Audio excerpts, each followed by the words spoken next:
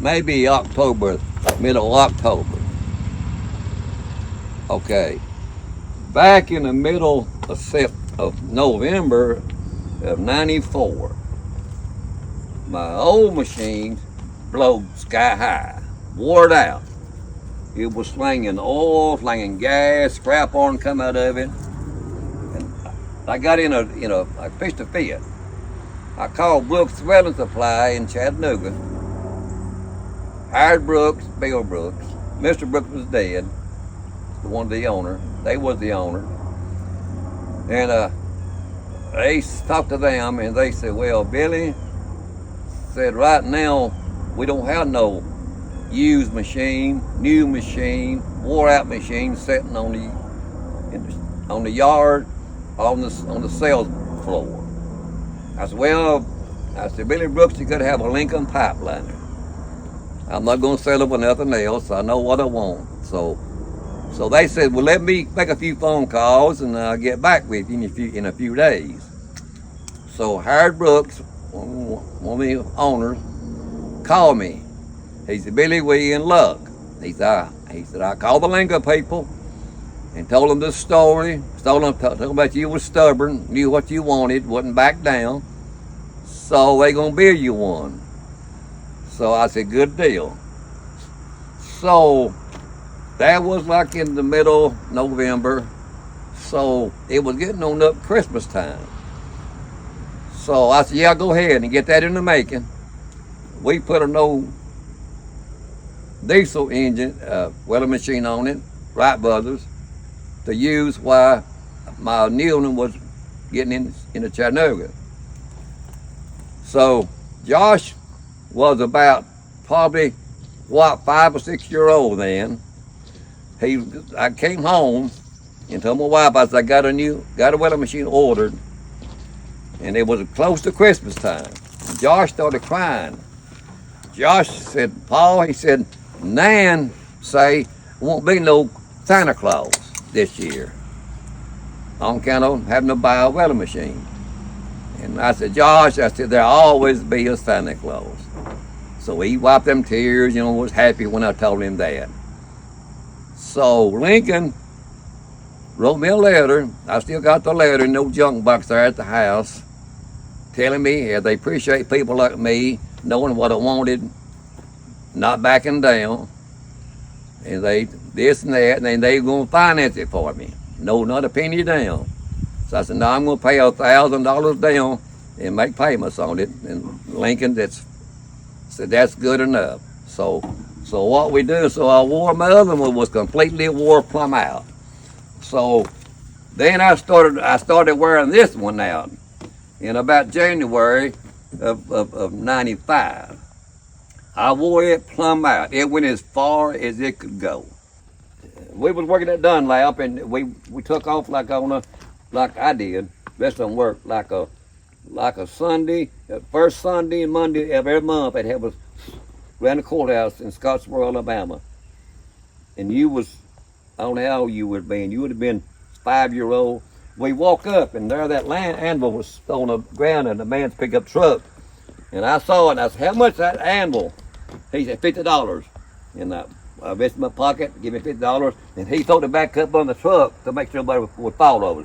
I said, we just got here, so we're making it around the courthouse where people will set up.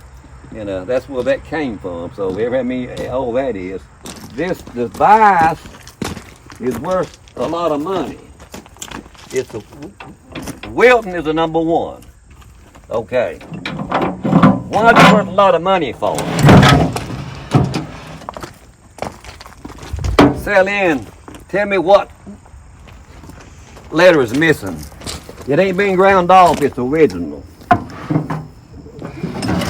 Ain't too many people knows about that. What letter is missing? The T? Yeah. On purpose? That's a misprint. See it? Yeah. Misprint. On a Friday at Dunlap, on the side of that mountain, working, you beat on these things and they break. My old one, I've beaten on it and it broke. I'll not call on names, but these two old boys pulls up. They was aggravating me. that Saturday morning. And they knew about my vise being broke. I said, everybody's broke. They go downtown Dunlap where they're having the flea market on Saturday, and didn't say nothing to me about nothing. They come back, and I was over here welding, bowed up, welding. And something hit the ground where I was at, and it was this vise. They threw it at me. They said, there, old man. And I thought it was my old one that was broke, but it was this one. Broke my old one on the Friday, and on the Saturday, this one shows up. That just don't happen. But here it is. So how long ago is that? It's a misprint. See it? Yeah, the T's actually gone. I've never noticed that until he just mentioned it. As soon as he wrote it around. So it's don't tell what that thing right there is worth of misprint. It's like me, it's a misprint. That's something else, ain't it? My old one on the Friday, and them two old boys, I'm not calling no names, but y'all know who they are. That 46? Yeah. That's the year I was born. That 4 is Hampton County. They don't put them on. The tag is shaped like Tennessee. The boys I work around, they get back here and they'll see that 74, they'll see the 58, and they get into argument about it. I said, no, listen to me. I was born in 46. Well, they get to trying to figure out and backtrack and add on to it. BB is it's 84, 87. I said, no. The year I was born in 46. Then I have stopped what I'm doing and explained to them. I said, look, I was born in 1946. I said, what year is this? And it tells you. Now, you used to run. Didn't you say you put that tag on the front of your truck one time? Yeah. The state troopers got all right. Coming across the scales at Manchester, Tennessee. I stopped at Captain D's. I was been eating old potted meat and meat skins and all that mess, and I was craving shrimp. I stopped at Captain D's, 41 Highway, and got me some shrimp. Got back on the interstate and finally got my old truck in high side. And by the time I got in high side, I had to pull off over the weigh station. Wasn't nobody in there. I said, well, I got to pull in because ain't nobody there, so I can't go on by because he'll see me. So I pulled up the scales. Light was red, and I sat there, and then he come out there, crossed his hands like this, the weightmaster, and shook his head. So it was March, kind of cool, been a mist and rain. So I had a coat. I took that coat, throw that coat over my shrimp. Done eat 1 or 2 of them. Put all that shrimp, keep it warm. So I pull right around back and go in the door where the weightmaster was at. He was sitting there at his desk peeling an apple. And he said, wait a second, bud. And I said, you got to shaking your head at my truck. I said, like this. He said, no. I said, no, you shaking your head at my truck. I said, we need to see what the deal is. He said, well, he said, when you come off interstate, you come in off interstate, and I looked at it and saw you coming. He said, I saw that 1993 tag on that truck. And he said, well, when he gets up here, I'll go out those. He did. He come out there and he looked at it and saw my other tag on the truck. So I when I asked him about it, he said, yeah. He said, well, all I saw was a 1993 tag. 1946. I said, well, this is 1993, March of 1993. I said, you think that's all I had? He said, yeah, that's what I thought. So I go out there and look. I thought, mercy me. Well, he calls across the road directly across the interstate at his other scale house and asked his buddy over there. He said, I got an old boy over here that's kind of on the fit. He wants to take his tags off and throw them away. And he said, no, he said, we can't bother him. We can't do nothing about his tag. We got to do it. He said, the state trooper might say something about it, say the 2 tags, but if you notice through the years, you'll see one tag, I love Mom, put your heart in Dixie, and all this, all the way across the front bumper of the truck. He said, no, don't take it off and throw it away. I said, yeah, I put it out there in the utility shed when I get home. He said, no, put it somewhere else. So I put it on that But I have more fun over at 1946 because them poor Americans, some of them figured out, but most of them they get tangled up. They can't. They put all the numbers together. I said no. Now, let's quit talking and Get to work. get to work. I think from my heart that you got to have a little something in you. Like I said, there's somebody way back was a blacksmith. You can't just go to the school and get that out of a book. You got to have, if you got that feel in you to start with, then the rest of it will fall in place. But you know, you got to work at it to make it fall in place. Oh, I want to be a welder when I grow up, which is good, but you gotta want to. Then if you got that little speck of blood in you that goes back through the years, that's what you need. That's you gonna go on your way. Well, 1/8 or and then 1/8. 70-18. Yeah, 70-18, and burn them all. And my favorite is overhead.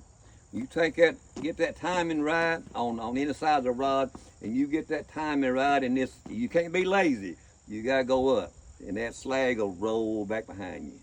It's a trick. So you timing and how you hold your rod. You can't lay it down. It's gotta be just perfect. You gotta be like on. If you going this way, you gotta be somewhere around 1 and 1:30. This way, you gotta be somewhere around 10:30 to 11 o'clock. If you get this way and you get lazy, you done messed up. Vertical weld, if I'm stick welding, I kind of struggle with. I like using 332s because I can work them better. But if I get up above 332, definitely on a cat pass, I kind of struggle with my vertical. But overhead, I like it, and plus the dual shield wire we run, it's beautiful running it vertical, so that's why we try to use it. You think is the main ingredient, if you want to say, I want to be a welder, what do you got to be to? I don't know. A lot of it to me, I think it's my grandparents raised me, and I've always seen my grandfather, this is what he's done ever since I was a kid. And I think it was a part of me, and it was like me wanting to carry on his tradition, I guess, following his footsteps, and that's what really led me to welding. Well, it's good to be like that. But like I said about the blacksmiths, somebody was a blacksmith in my family, and in some way I got a little touch in me that, and you got a little bit of touch of that in you. Yeah, I think it came from you. He helped get me a job at Caterpillar when I was 18. I didn't have a clue about welding then, and I'm still learning now. So when I hired in out there, I never once thought in the future I'd be welding full time and have my own welding business. But here we are now. It's just motivation seeing him. You're 79, right? 79 years old? 79. And he still works. To him, 50 hours a week's part-time, and he's mad because he didn't get to work 100 hours. It's just a hard work ethic. And he instilled good traits in me, and we're trying to instill those traits into our kids. And just know that you got to work for everything, and stuff's not going to get given to you. You got to work hard for it. That's too much. Day's already half gone. It's half gone before I got over here this morning. He put some soapstone on it to bring out the letter where they etched this plate, but probably Kinsley, our oldest daughter, she'll be using this welder quite a bit, and she'll be burning with it. So that's going to be fun. But now, like he said, we're burning daylight. We got to get these machines swapped up. Good day, y'all. That one just needs money.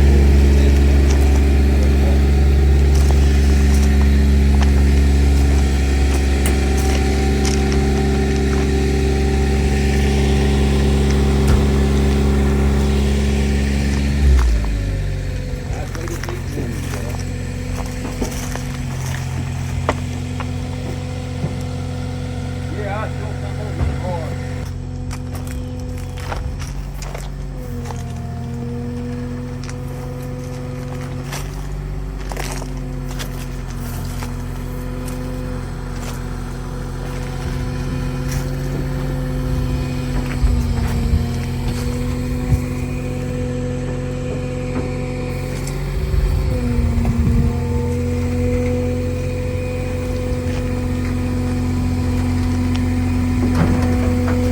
call these diapers, Sally Ann.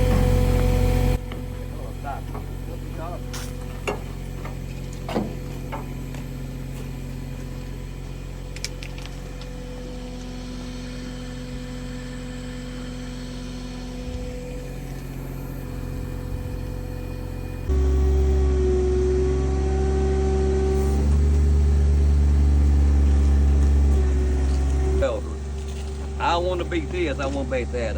If you, there ain't no law says you got to have a little touch in you, but it's the best if you do, and keep adding on to it, you know?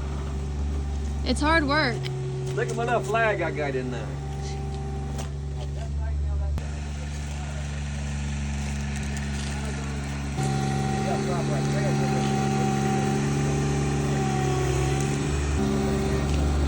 How much you got in there? 19 November 1994. The original faceplate, right? Yeah, this. And this, that's the old one. This is the new one, which we'll say 2024. Okay. Can you see it? Yep.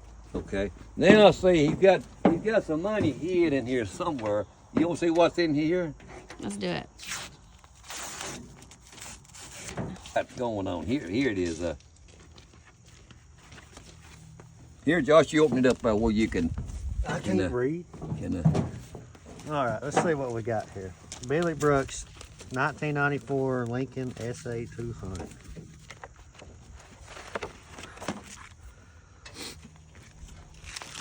So this is just the itemized receipts that he gave us Yeah. of all the parts.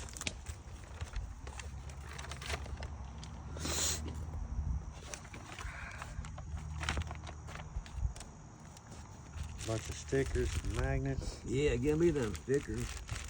I'll put them on this bad boy.